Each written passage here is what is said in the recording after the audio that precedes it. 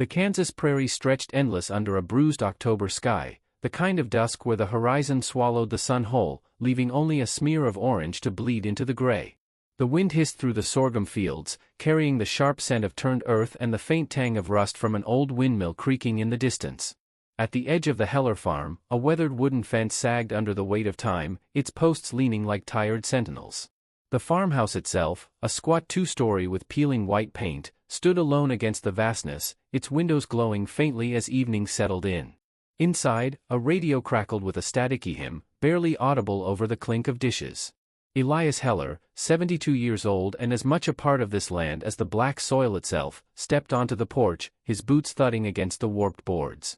His calloused hands gripped a lantern, its glass smudged but sturdy, casting a weak golden pool around him. He wore a faded flannel shirt, patched at the elbows, and a wool cap pulled low over his silvered hair. His wife, Ruth, stood at the screen door, wiping her hands on a flour-dusted apron. "Checking the south field," Elias said, his voice low and gravelly, like stones grinding together. "Fence might have gone down in that storm last night. I'll be quick." Ruth nodded, her lips pressed tight. "Supper's in an hour, Elias. Don't make me come looking." He gave her a half-smile, the kind that had softened her for 40 years, and said, "I'll be back before the cornbread's cold." Then he turned, the lantern swaying as he walked toward the field, his silhouette shrinking against the darkening plain. The screen door creaked shut behind Ruth, and the prairie swallowed the sound. That was October 12, 1978. Elias Heller never came back. 47 years later, in the same October chill of 2025, the Heller farm looked much the same, though the years had gnawed at its edges. The windmill still creaked, now half-rusted, its blades frozen in place. The sorghum fields had been sold off bit by bit, leaving only a stubborn patch around the house, where Ruth still lived, now 90 and frail but sharp as ever. The farmhouse sagged a little more, its paint flaking like old skin, but the porch light still burned every night, as if waiting. Clara Heller, Elias and Ruth's granddaughter, stood in the south field at dusk, her breath fogging in the crisp air. At 32, she had her grandfather's wiry build and his knack for the land, though she'd spent most of her life in Wichita, working as a soil scientist. She'd come back to the farm 2 weeks ago, after Ruth's latest fall landed her in the hospital. Clara's hazel eyes scanned the field, her gloved hands clutching a shovel. She wasn't here to plant or mend fences, she was here because of the stories. The neighbors in the nearby village of Cottonwood, a cluster of clapboard houses and a single gas station 10 miles out, still whispered about Elias. They said on clear nights, you could see his lantern bobbing in the south field, a faint glow moving through the sorghum like a will-o'-the-wisp. Clara had dismissed it as rural folklore, the kind of tale spun over diner coffee. But last night, Ruth had grabbed her hand, her grip surprisingly strong, and said, "He's still out there, Clara. I see it. The light. Every October." Clara didn't believe in ghosts, but she believed in her grandmother's pain. So here she was, digging in the south field, looking for something, anything, that might explain why Elias had walked into the dusk and vanished. The soil was hard, packed by decades of neglect, and each shovelful felt like defiance against the silence that had haunted her family for 2 generations. As she worked, the wind carried a low moan, not unusual for the prairie but enough to make her pause. She glanced up, her braid swinging over her shoulder, and saw nothing but the endless field and the faint outline of the windmill against the sky. Then, a glint caught her eye, a metallic flash buried in the dirt she'd just turned. She knelt, brushing away clumps of earth, and unearthed a small, tarnished object, a pocket watch, its face cracked but its hands frozen at 6:47. Her breath caught. The watch was her grandfather's, engraved with his initials. E.H. Ruth had shown her a photo of it once, tucked in his vest pocket. Clara's heart thudded as she turned the watch over in her hands. It was caked with dirt, as if it had been buried for years, but the chain was intact, coiled like a snake. She stood, scanning the field again, half expecting to see that flickering lantern the neighbors swore by. Nothing. Just the wind and the darkening sky. She slipped the watch into her coat pocket and headed back to the farmhouse, her boots crunching on the frost-tipped grass. Inside, Ruth sat in her armchair by the wood stove, a quilt draped over her knees. Her eyes, still piercing despite her age, fixed on Clara as she entered. "Find anything?" Ruth asked, her voice soft but expectant. Clara hesitated, then pulled out the watch and placed it in her grandmother's trembling hands. Ruth's face crumpled, her fingers tracing the engraving. "His," she whispered. "He had it that night. Where'd you find it?" Southfield, Clara said. Near the old fence line. Buried about a foot down. Ruth's eyes widened, and for a moment, she looked decades younger, as if the weight of 47 years had lifted. Then her expression hardened. That's not all you'll find out there, she said. He didn't just leave, Clara. Something took him. Clara frowned, kneeling beside her. Grandma, you know how stories grow out here. People see lights, they make up ghosts. This watch, it could have been dropped, buried by a plow. There's no proof of anything else. Ruth shook her head, her gaze distant. You're too city now, girl. You don't know this land like he did. Like I do. It keeps secrets. Clara wanted to argue, but the weight of the watch in her pocket felt heavier than it should. She stood, brushing dirt from her jeans. I'll keep looking. Tomorrow, I'll check the field again. Maybe there's more. Ruth nodded, but her eyes lingered on the window, where the night pressed against the glass. The next morning, Clara wasn't alone in her search. She'd called in Tom Carver, the local veterinarian and one of the few people in Cottonwood who didn't treat the Heller farm like a haunted house. Tom was 50, broad-shouldered, with hands scarred from years of wrangling cattle and stitching up barn cats. He'd grown up on a neighboring farm and knew every ditch and gully for miles. If anyone could help Clara make sense of the watch, it was him. They met at the south field, where the morning mist hung low, curling around the sorghum stalks like ghostly fingers. Tom carried a metal detector, its hum a faint counterpoint to the wind. You sure about this? He asked, squinting at Clara. Folks around here don't like digging up the past. Especially not your grandpa's. I'm not digging for ghosts, Clara said, her voice firm. I'm digging for answers. For Ruth. Tom nodded, his jaw tight. He'd known Elias, had been a teenager when the old man vanished. He was good with the land, Tom said, sweeping the detector over the ground. Knew every root, every rock. If he got lost, it wasn't by accident. They worked in silence for an hour, the detector's beeps punctuating the quiet. Clara's shovel bit into the earth, turning up nothing but stones and roots. Then, near the spot where she'd found the watch, the detector screamed, a high, insistent wail. Tom froze, his eyes narrowing. That's not just a nail or a horseshoe, he said. Clara dug, her pulse quickening. The soil gave way to something solid, and she scraped away dirt to reveal a rusted metal box, no bigger than a loaf of bread. Its hinges were corroded, but a padlock held it shut, its surface etched with faint scratches that might have been initials, or something else. Clara's fingers brushed the lock, and a chill ran through her, unrelated to the morning cold. Ever seen this before? She asked Tom, holding it up. He shook his head, his face pale. No. But Elias, he used to talk about hiding things. Valuables, you know, from thieves. Said the land was the best safe. Clara's mind raced. A hidden box, a missing man, a watch buried nearby, what did it mean? She stood, the box heavy in her hands, and glanced at the field. The mist was lifting, revealing the windmill in sharp relief, its blade still frozen, pointing like an arrow toward the horizon. Before she could speak, a sound cut through the air, a low, rhythmic creak, not from the windmill but from somewhere deeper in the field. It wasn't the wind. It wasn't an animal. It was deliberate, like footsteps on old wood. Clara's grip tightened on the box, and Tom's eyes met hers, wide with unease. Clara, he said, his voice low. You hear that? She nodded, her heart pounding.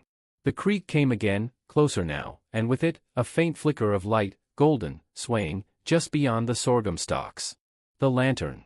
The Kansas morning was sharp with frost, the kind that crunched under Clara Heller's boots as she stood in the south field, clutching the rusted metal box she'd unearthed the day before.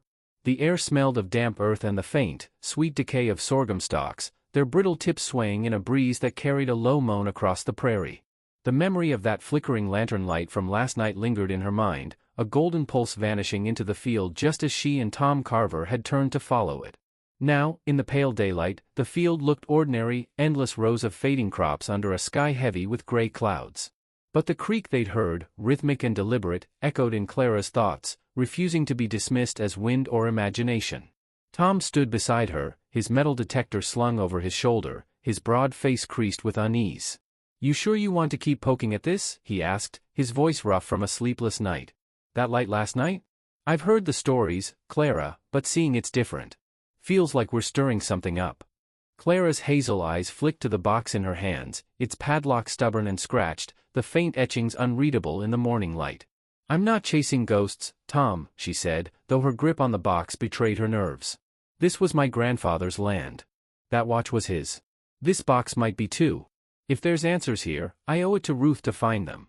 Tom nodded, but his gaze drifted to the field, where the sorghum seemed to lean inward, as if guarding a secret. All right. But we do this careful. Elias knew this place better than anyone, and he still vanished. Let's not follow him that far. They decided to start by opening the box, but the padlock was old and unyielding, its keyhole clogged with rust. Clara suggested taking it to the farmhouse, where Ruth might know something about it, but Tom hesitated. If Ruth sees this and it's nothing but old tools or junk, it'll break her heart all over again, he said. Let's check the field more first. Make sure we're not missing something. Clara agreed, though the weight of the box felt heavier with every step back to the farmhouse to grab tools. Inside, Ruth sat by the wood stove, her quilted blanket pulled tight around her shoulders. The pocket watch Clara had found yesterday rested on the side table, its cracked face glinting in the firelight.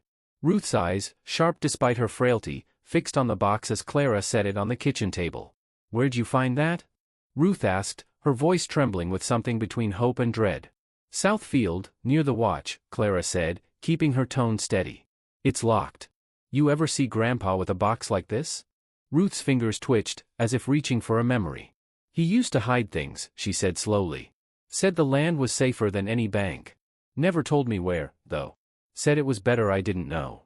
Her gaze darted to the window, where the field stretched into the distance. "You be careful, Clara. That field, it's got a way of keeping what it takes." Clara exchanged a glance with Tom, who shifted uncomfortably. "We'll be careful, Ruth," she said, though her grandmother's words sent a chill down her spine. She grabbed a crowbar and a pair of bolt cutters from the shed, and they headed back to the field, the box tucked under her arm. The south field felt different in the daylight, less menacing but no less secretive. The windmill loomed in the distance, its rusted blades a silent marker. Clara and Tom worked methodically, sweeping the metal detector over the ground near where the box and watch had been found. The detector's hum was steady, broken only by occasional beeps that turned up nothing but bottle caps and a rusted horseshoe.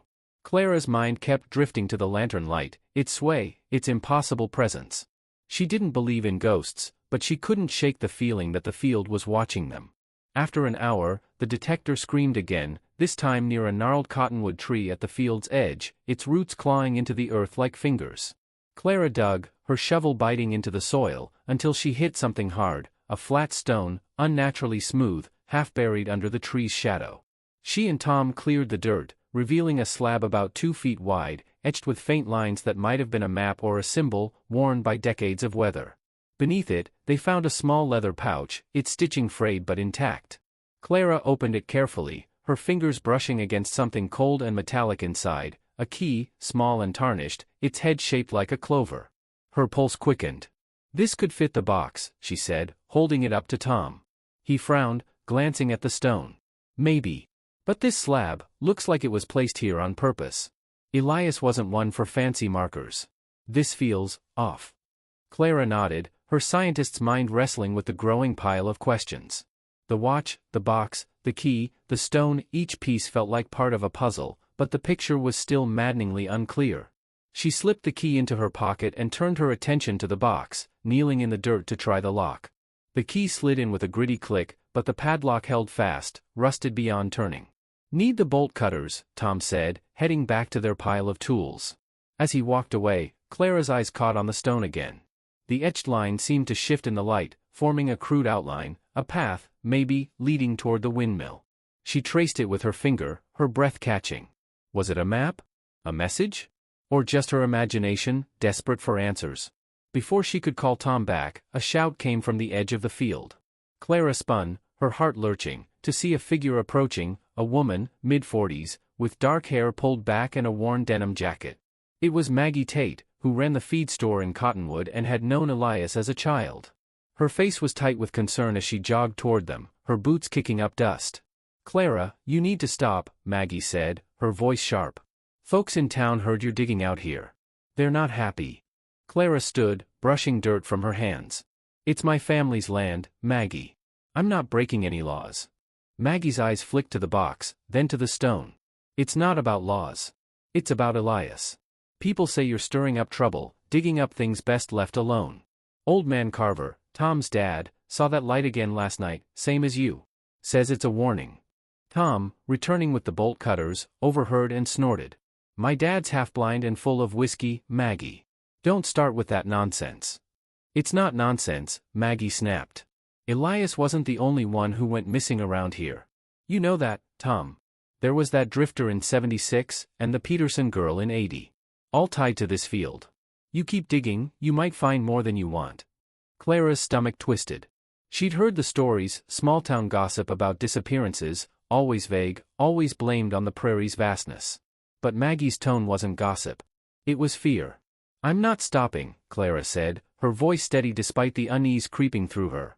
My grandfather deserves answers. So does Ruth. Maggie's jaw tightened, but she didn't argue. Instead, she reached into her jacket and pulled out a folded piece of paper, yellowed and brittle. Found this in my dad's old records last night, she said, handing it to Clara. He was sheriff when Elias went missing. Thought you should see it. Clara unfolded the paper, her hands trembling slightly. It was a handwritten note, dated October 13, 1978, in her grandfather's unmistakable scrawl, "If I don't come back, don't look for me. The field knows where I am." The words hit like a punch. Clara stared at the note, her mind reeling. Why would Elias write something so cryptic? Why leave it with the sheriff? And why, after 47 years, was it surfacing now? Before she could speak, Tom's bolt cutters snapped through the padlock with a loud crack. The box's lid creaked open, revealing a bundle of cloth inside, stained and heavy with dirt. Clara lifted it, her fingers brushing something hard beneath the fabric. She unwrapped it slowly, her breath catching as a small, carved wooden figure emerged, a crude likeness of a man holding a lantern, its face worn but unmistakably Elias. Tom swore under his breath. Maggie took a step back, her hand covering her mouth. Clara's heart pounded as she turned the figure over, finding a single word carved into its base, "Run." From the field, that creaking sound came again, louder now, joined by a faint, flickering light, golden, swaying, closer than before. The Kansas prairie held its breath as Clara Heller stood frozen, the carved wooden figure of her grandfather Elias clutched in her hands. The word "run" etched into its base seemed to pulse under her fingertips, a warning that matched the quickening beat of her heart. The sorghum field around her rustled softly, though the wind had stilled, and that eerie creaking sound, rhythmic, deliberate, echoed from somewhere deep within the stalks. The golden flicker of a lantern light danced just out of reach, vanishing when she tried to focus on it. The air smelled of frost and something sharper, like the tang of metal left too long in the earth. Tom Carver, his broad frame tense, gripped the bolt cutters like a weapon, his eyes scanning the field. "Clara, we need to move," he said, his voice low but urgent. "Whatever that is, it's not friendly." Maggie Tate, still pale from the sight of the carved figure, nodded, her hands shoved deep into her denim jacket. "I told you, Clara. This field's got a mind of its own. We should go, now." Clara's jaw tightened. Every instinct screamed to run, to take the box, the figure, the key, and the cryptic note back to the farmhouse and lock the door. But the scientist in her, the part that had spent years analyzing soil samples and unraveling patterns, refused to let fear win. "Not yet. We're not leaving," she said, slipping the wooden figure into her coat pocket. "Not until we know what this means. That note, Elias wrote it. He knew something. We're close." Tom's eyes narrowed. "Close to what? Getting lost like he did?" "Clara, I'm with you, but this is starting to feel like more than just a missing man." Maggie stepped closer, her voice dropping to a whisper. "He's right. That figure, the note, the light, none of it's random. My dad used to say Elias was mixed up in something before he vanished. Something the town didn't talk about. Maybe you're digging too deep." Clara's mind raced, piecing together fragments, the pocket watch buried in the field, the rusted box with its locked secrets, the key under the etched stone, the note in Elias's handwriting, and now this carved figure, its warning stark and inexplicable. She glanced at the sorghum, its stalks casting long shadows in the late morning light. The windmill loomed in the distance, its frozen blades pointing like an accusation. "If Elias was mixed up in something, this field's the key," she said. "We keep looking. But we stay together." Tom sighed, adjusting his grip on the bolt cutters. "Fine. But we're not wandering blind. Let's check that stone again. Those etchings might be a map or a marker. Could lead us somewhere." Maggie hesitated, then nodded reluctantly. "I'll stay, but only till noon. I've got a store to run, and I'm not keen on being out here when the sun sets." They returned to the cottonwood tree, where the flat stone lay half unearthed, its surface etched with faint lines. Clara knelt, brushing away more dirt to reveal the full design. In the daylight, it was clearer, a crude sketch of the field, with the windmill at one end and a winding path leading to a small, irregular shape that could be a building, or a cellar. Her pulse quickened. "This isn't random," she said, tracing the lines. "It's a map. Look, here's the windmill, and this path heads west, toward the old barn." Tom squinted at the stone, his brow furrowing. "The barn? That thing's been falling apart since I was a kid. Elias never used it after 75. Said it was bad luck." Clara's eyes flicked to the horizon, where the barn's sagging silhouette was just visible, half hidden by the sorghum. "Bad luck or not, it's a lead. Let's go." They packed up the metal detector and the box, its contents, save for the carved figure, still wrapped in the stained cloth. Clara kept the key and the note in her pocket, their weight a constant reminder of the stakes. As they trudged through the field, the sorghum seemed to close in, its stalks brushing their arms like whispers. The creaking sound didn't return, but the absence of it felt heavier, as if the field was waiting. The barn was a relic, its red paint faded to a sickly pink, its roof caved in on one side.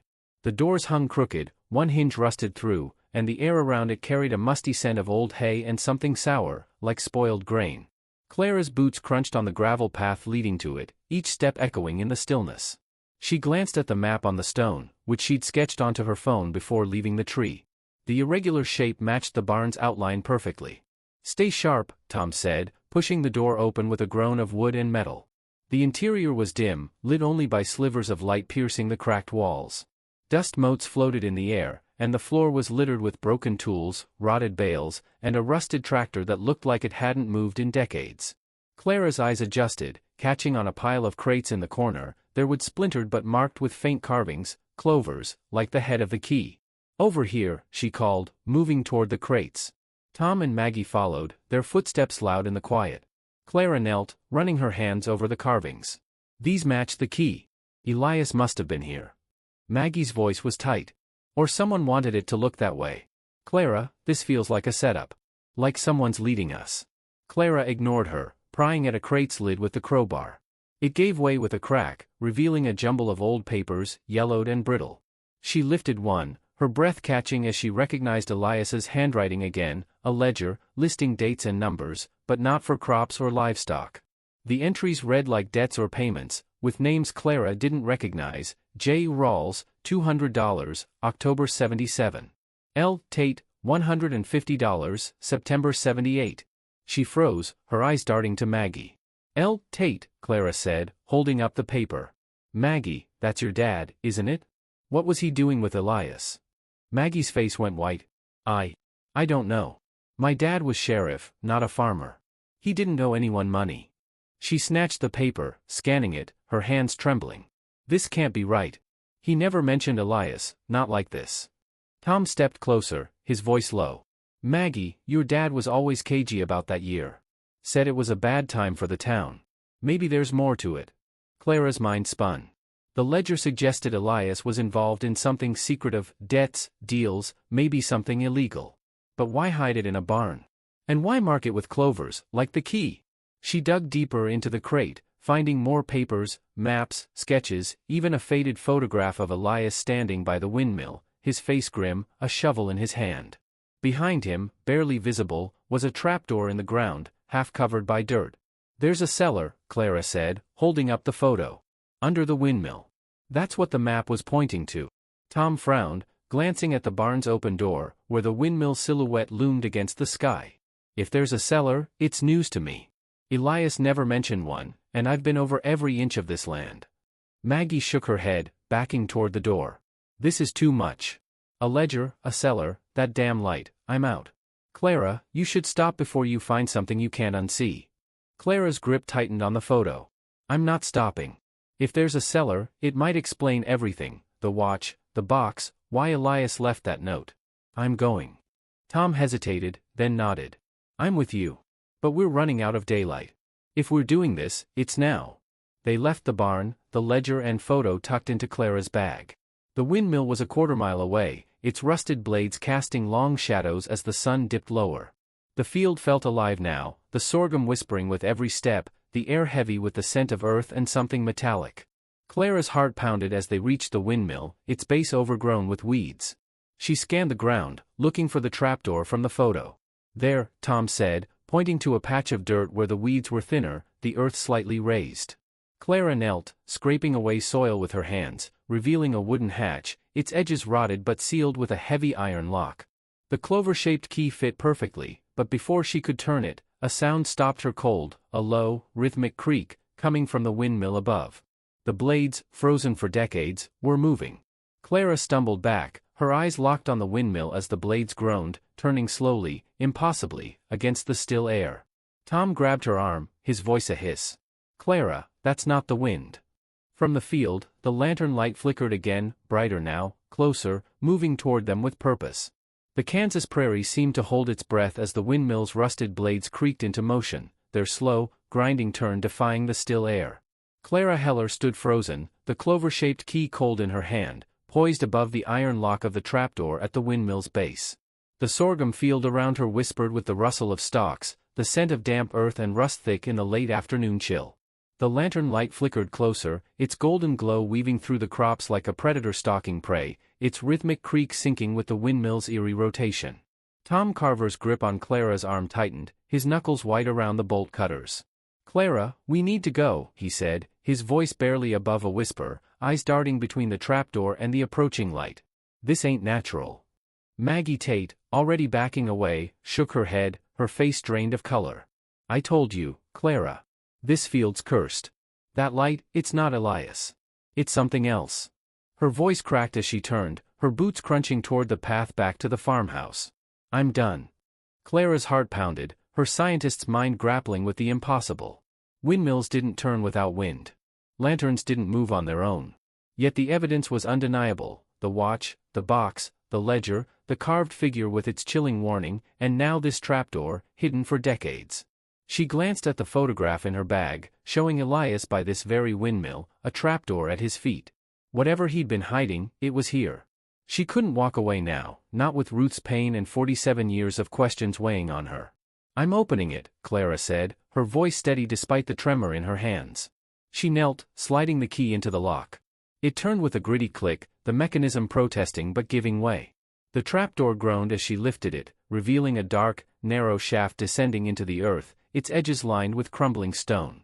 A musty smell wafted up, like old roots and something sharper, metallic, almost like blood. Tom swore under his breath, peering into the darkness. "You sure about this? We don't know what's down there, or what's coming from out there." He nodded toward the field, where the lantern light was now close enough to cast shadows, its glow flickering through the sorghum like a heartbeat. Clara hesitated, the carved figure's warning, "Run," echoing in her mind. But running meant abandoning the truth, leaving Ruth with nothing but stories and grief. "We go down," she said. "Just a quick look. If it's nothing, we leave. If it's something, we'll deal with it." Tom's jaw tightened, but he nodded, slinging the metal detector over his shoulder and pulling a flashlight from his pack. 5 minutes. Then we're out. Maggie was already halfway to the path, her figure small against the field. "You're crazy, both of you," she called back. "Don't say I didn't warn you." She disappeared into the sorghum, her footsteps fading. Clara ignored the knot in her stomach and descended the ladder, its rungs slick with moss. Tom followed, his flashlight beam cutting through the gloom. The shaft was tight, barely wide enough for their shoulders, and the air grew colder with each step. At the bottom, about 10 feet down, they found a small chamber, its walls rough-hewn stone, damp and glistening. The space was cramped, no more than 8 feet square, with a low ceiling that forced Tom to stoop. The metallic scent was stronger here, mingled with the stench of decay. Tom swept the flashlight around, revealing a wooden shelf against one wall, cluttered with rusted tools, a few glass jars filled with dark liquid, and a stack of papers bound with twine. Clara's eyes locked on a small, leather-bound journal, its cover embossed with a clover symbol. She grabbed it, her fingers trembling as she opened it. The pages were filled with Elias's handwriting, tight, precise, but frantic in places, as if written in a hurry. "October 10, 1978, Clara read aloud, her voice echoing in the chamber. "They're closer now. Found the marker last night. Can't let them take it. The field's the only way to keep it safe." She flipped a page, her breath catching. "If I don't come back, Ruth mustn't know. The debt's mine, not hers." Tom's face darkened. Debt? What the hell was Elias into? Clara didn't answer, her eyes scanning the journal. The entries were cryptic, mentioning the marker, the deal, and names she didn't recognize, except one, L. Tate. Maggie's father again, tied to Elias in ways no one had explained. She tucked the journal into her bag, her mind racing. Was this about money? Land? Something darker? Before she could read more, a sound from above stopped her, a low, deliberate creak, not from the windmill but from the trapdoor. Tom's flashlight swung upward, illuminating the shaft. The ladder was empty, but the trapdoor was now half closed, its hinges groaning as if pushed by an unseen hand. Clara, Tom whispered, his voice tight. We didn't leave it like that. Her pulse spiked. She grabbed a rusted shovel from the shelf, its handle cold and splintered. Stay behind me, she said, climbing the ladder. Each rung felt like a step toward something she wasn't ready to face. At the top, she pushed the trapdoor open, the wood heavier than before. The field was quiet, the windmill's blades still now, their earlier motion a phantom memory. The lantern light was gone, but the sorghum seemed to lean closer, its shadows deeper in the fading daylight. Tom climbed out beside her, his flashlight sweeping the field. Nothing, he said, but his voice was unsteady. Let's get back to the farmhouse. We need to figure out what that journal's saying before we come back. Clara nodded, but as they started toward the path, her foot caught on something in the dirt, a small, metal disc, half buried near the trapdoor. She knelt, brushing away soil, and froze. It was a badge, tarnished but legible, Cottonwood Sheriff's Department, 1978. Maggie's father had been sheriff then. Why was his badge here, by a hidden cellar? Tom, look at this, she said, holding it up. But before he could respond, a new sound cut through the air, a low, guttural hum, like a machine waking up. It came from the windmill, but not from the blades. It was deeper, from the ground itself, vibrating through Clara's boots. Tom grabbed her arm. Clara, we're leaving. Now. They ran, the journal and badge heavy in Clara's bag, the box and its contents still clutched in her other hand. The hum grew louder, the ground trembling faintly, as if something beneath the field was stirring. They reached the farmhouse just as the sun dipped below the horizon, casting the prairie in a cold, blue twilight. Inside, Ruth sat by the wood stove, her eyes sharp and knowing. You found something, she said, not a question. Clara set the journal and badge on the table, her hands shaking. Ruth's gaze lingered on the badge, her face unreadable. That's Lyle Tate's, Ruth said softly. He was out here the night Elias went missing. Said he was checking the field after the storm. Never mentioned a badge. Clara's mind reeled. The ledger, the journal, the badge, Lyle Tate was tied to Elias's disappearance, but how? Was he part of the debt Elias wrote about? And what was that hum, that impossible movement in the field? Before she could ask, a knock came at the door, sharp and insistent. Tom opened it, revealing Maggie, her face pale, her eyes wide with fear. Clara, she said, her voice trembling. I went back to the barn after I left you. Found something you need to see. She held up a small, folded cloth, stained and tattered. Inside was a single, yellowed tooth, human, unmistakably, with a faint clover symbol scratched into its surface. The hum from the field echoed faintly through the open door, and in the distance, the lantern light flickered back to life, closer than ever. The Kansas farmhouse was a fragile bulwark against the night, its windows rattling as a cold wind swept across the prairie. Inside, the wood stove cast a flickering glow over Clara Heller's tense face as she stared at the human tooth Maggie Tate had placed on the kitchen table.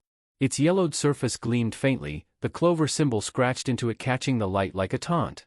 The air smelled of burning cedar and the faint, sour tang of fear. Outside, the sorghum field was a sea of shadows, pierced by the now familiar flicker of a lantern light, closer than ever, swaying as if beckoning. The low hum from the windmill, felt more than heard, pulsed through the floorboards, a reminder that the field was alive with secrets. Clara's hands trembled as she set the tooth beside the other relics, Elias's pocket watch, the rusted metal box, the clover-shaped key, the sheriff's badge, the carved wooden figure inscribed with Run, and the journal filled with her grandfather's cryptic entries. Each piece was a thread in a tapestry she couldn't yet read, but the tooth, human, marked with that same clover, shifted the mystery into something darker, something that made her skin crawl. Tom Carver stood by the door, bolt cutters still in hand, his broad frame blocking the view of the field. That's no animal tooth, he said, his voice low and rough. And that clover, it's the same as the key, the crate, the journal. Someone's leaving a trail, Clara, and it's not leading anywhere good. Maggie, perched on a chair, hugged her arms to her chest, her dark hair falling loose from its tie. I found it in the barn, tucked inside a crack in the floorboards, she said, her voice unsteady. I went back to lock up after I left you. Thought I'd check one more time. That's when I saw it, wrapped in that cloth. I didn't want to believe it, but Clara, my dad's name was in that ledger. Now his badge, this tooth, it's all connected. Ruth, seated by the stove, hadn't spoken since Maggie arrived. Her frail hands gripped the arms of her chair, her eyes fixed on the tooth with a mixture of dread and recognition. Lyle Tate was here that night, she said finally, her voice barely above a whisper. He came by after Elias didn't come home. Said he'd search the field. He looked scared, Clara. Not like a sheriff. Like a man who'd seen something he couldn't explain. Clara's mind raced, piecing together the fragments. Elias's disappearance in 1978. The ledger listing debts, including Lyle Tate's name. The sheriff's badge buried by the windmill's trapdoor. The journal hinting at a debt and a marker. The tooth, marked with a clover, hidden in the barn. And the lantern light, always flickering, always moving, as if guiding them or luring them. The hum from the field felt like a heartbeat now, steady and ominous, vibrating through her boots. We need to know what's in that journal, Clara said, picking it up. Elias wrote about a marker, a deal, something he was hiding. If Lyle was involved, this might tell us why. She opened the journal, flipping past the entries she'd read in the cellar. The later pages were more frantic, the handwriting jagged. One entry, dated October 11, 1978, the day before Elias vanished, made her breath catch. They found the marker. Didn't think they'd come this soon. Lyle says we can't stop them, but I won't let them take it. The field's the only way.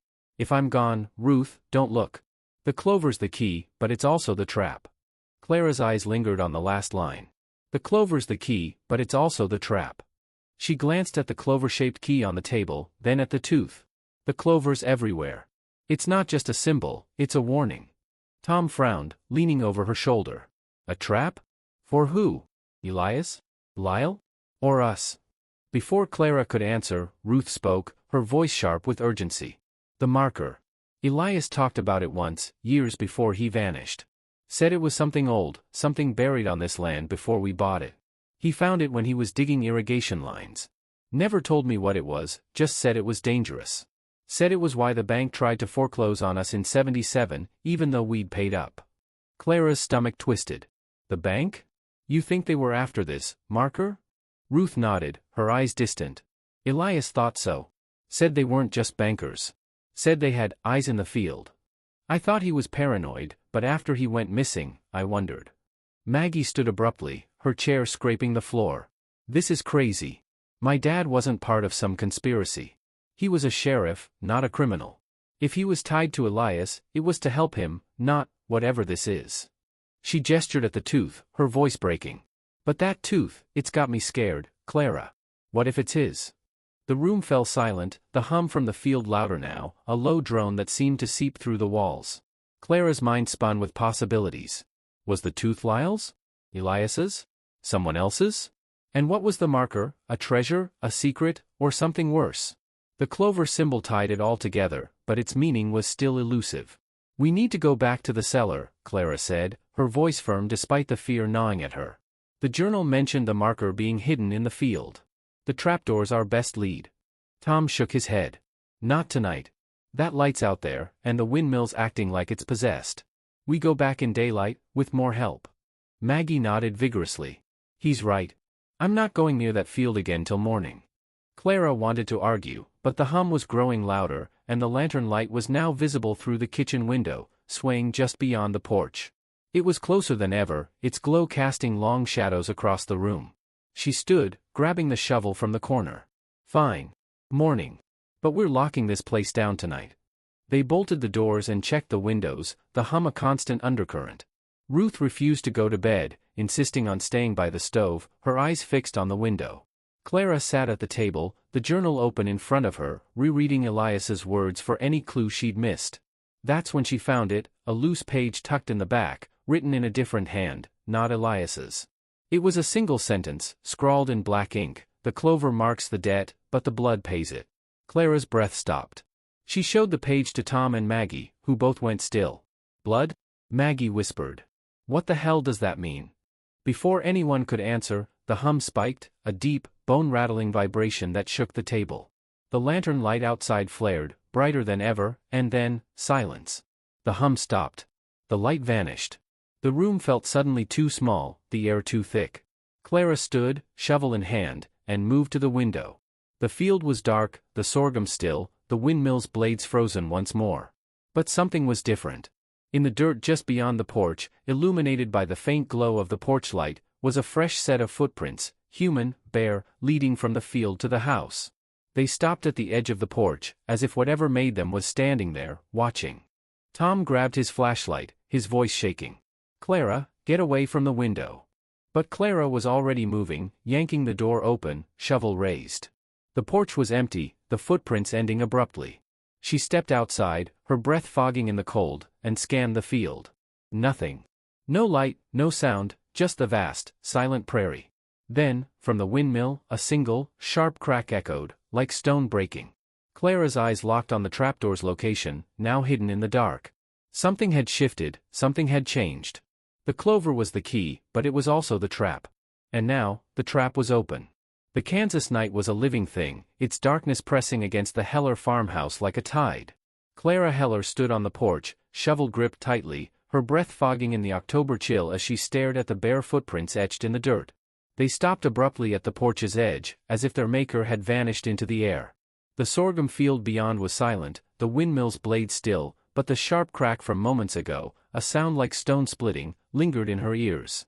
The lantern light that had haunted the field for days was gone, but its absence felt like a held breath, a pause before something inevitable.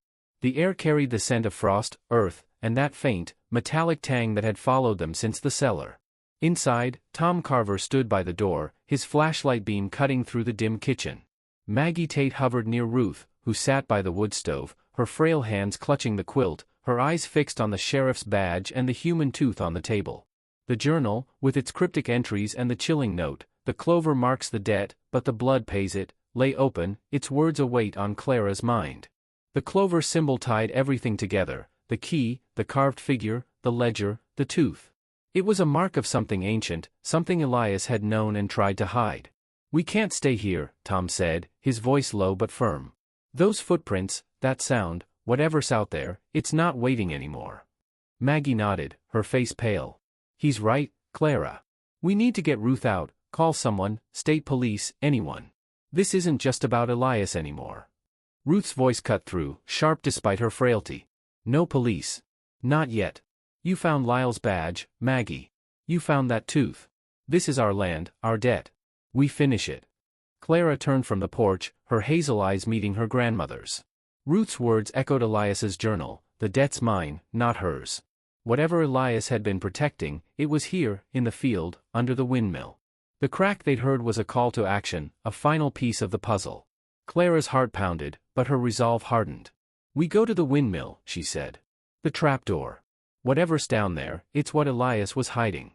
It's why he left that note, why he told you not to look." Maggie shook her head, stepping back. "You're crazy. That tooth, that hum, the light, it's not safe, Clara. You're walking into whatever took Elias." Tom hesitated, his grip tightening on the flashlight. "She's not wrong. But if we don't end this, it'll keep coming. I'm with you, Clara, but we do this fast." Ruth stood, shaky but determined, and grabbed the pocket watch from the table. "I'm coming too. I've waited 47 years. I'm not sitting here while you face it alone." Clara wanted to protest, but the fire in Ruth's eyes stopped her. She nodded, handing Maggie the shovel. "You don't have to come, but we could use you. Your dad was part of this. You deserve answers too." Maggie's jaw tightened, but she took the shovel, her hands trembling. "Fine. But if we die out there, I'm haunting you." The windmill loomed against the starless sky, its rusted blades a jagged silhouette. The field was eerily still, the sorghum stalks frozen, as if holding their breath. Clara led the way, the clover-shaped key in her pocket, the journal and carved figure in her bag. Tom's flashlight illuminated the path, its beam catching the trapdoor at the windmill's base, now cracked open, the iron lock shattered. The stone around it was split, as if struck from below, and the metallic scent was stronger, mingled with something rank, like decay. Clara knelt, peering into the dark shaft. The ladder descended into shadow, the air cold and damp. "This is it," she said, her voice steady despite the fear clawing at her. "Whatever Elias was hiding, it's down there." Ruth's hand rested on her shoulder, the pocket watch clutched in her other hand. "Be careful, Clara. He didn't want me to know, but he'd want you to live." Clara nodded, descending first, the ladder creaking under her weight. Tom followed, then Maggie, and finally Ruth, moving slowly but refusing help. The cellar was as they'd left it, cramped, stone-walled, with the shelf of jars and tools. But something was different. The back wall, once solid, now had a jagged crack, wide enough to squeeze through, revealing a tunnel beyond. The hum was louder here, a deep vibration that pulsed through the stone, and the air was thick with that metallic, decayed stench. Tom's flashlight swept the tunnel, revealing rough-hewn walls etched with clover symbols, dozens of them, spiraling into the dark. "This wasn't here before," he said, his voice tight. "This is new." Clara's eyes locked on the clovers. "It's not new. It was hidden. Elias's journal said the field was the only way to keep it safe. This is what he meant."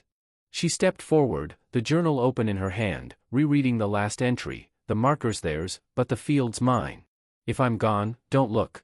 They moved through the tunnel, the hum growing louder, the clovers more frequent, some stained with dark streaks that looked like blood. Clara's stomach churned, but she pressed on, the shovel in her hand a cold comfort.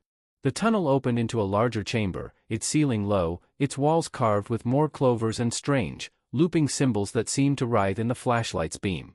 In the center stood a stone slab, waist-high, its surface etched with a single, massive clover. On it lay a rusted metal box, identical to the one Clara had found, but larger, its lid open. Inside was a pile of bones, human, unmistakably, arranged with care.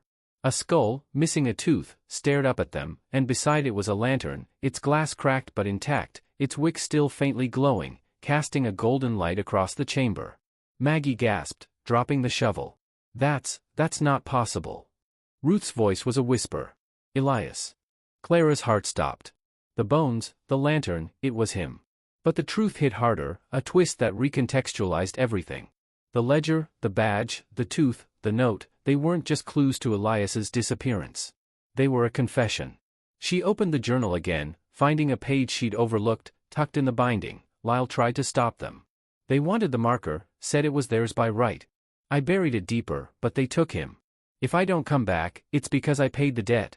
"Lyle Tate," Clara said, her voice shaking. "He was here when Elias hid the marker. They were protecting something the bank, or whoever they were, wanted. Elias buried it here, but they caught Lyle. And then Elias, he didn't run. He stayed to guard it." Tom's flashlight swept the chamber, landing on a pile of papers beside the slab. Clara grabbed them, her hands shaking. They were deeds, contracts, all stamped with a clover symbol and signed by names she didn't recognize, dated back to the 1800s. One name stood out, Heller. Her family had owned this land longer than she'd known, tied to a deal, a debt, something buried deep in the field. The hum spiked, the chamber shaking, dust falling from the ceiling.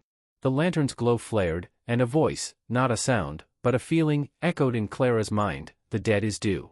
She stumbled back, the shovel clattering to the ground. The bones shifted, the skull's jaw moving, as if speaking. "Run!" Tom shouted, grabbing Ruth and Maggie.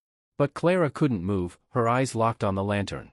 It wasn't just Elias's, it was the marker, the heart of the debt, tied to the land, to her family, to the clovers that marked every step of this nightmare. She grabbed the lantern, its heat searing her hands, and ran, the others following. The tunnel collapsed behind them, stone and earth crashing, the hum deafening.